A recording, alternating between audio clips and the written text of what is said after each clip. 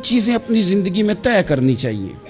اور نبی پاک صلی اللہ تعالیٰ علیہ وسلم نے، کیونکہ حضور افصح العرب ہیں، حضور سید عالم صلی اللہ تعالیٰ علیہ وسلم تھوڑے جملوں میں بڑی گہری، بڑی دور کی باتیں اور چند جملوں میں محبوب پاک علیہ السلام پوری زندگی کا نچوڑ اور دستور بیان کر دیتے ہیں۔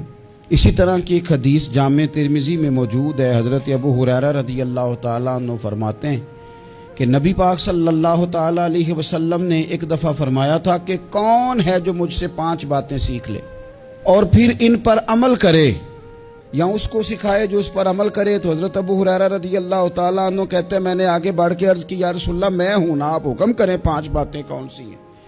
اللہ کے پیارے رسول صلی اللہ تعالیٰ علیہ وسلم نے فرمایا اللہ تعالیٰ کی حرام کردہ چیزوں سے بچ جاؤ، سب سے بڑے عبادت گزار بن جاؤ گے۔ پھر نبی پاک صلی اللہ تعالیٰ علیہ وسلم نے دوسری بات ارشاد فرمائی، فرمایا اللہ تعالیٰ کی تقسیم پہ راضی ہو جاؤ، سب سے بڑے غنی بن جاؤ گے۔ پھر حضور نے تیسری بات ارشاد فرمائی، فرمایا اپنے پڑوسی سے حسن سلوک کرو، مومن بن جاؤ گے۔ چوتھی بات ارشاد فرمائی، فرمایا لوگوں کے لیے بھی وہی پسند کرو جو اپنے لیے پسند کرتے ہو، تو بہترین مسلمان بن جاؤ گے۔ پھر حضور سید عالم صلی اللہ تعالیٰ علیہ وسلم نے 5ویں اور آخری بات ارشاد فرمائی، فرمایا زیادہ ہنسا نہ کرو، زیادہ ہنسنے سے دل مردہ ہو جاتا ہے،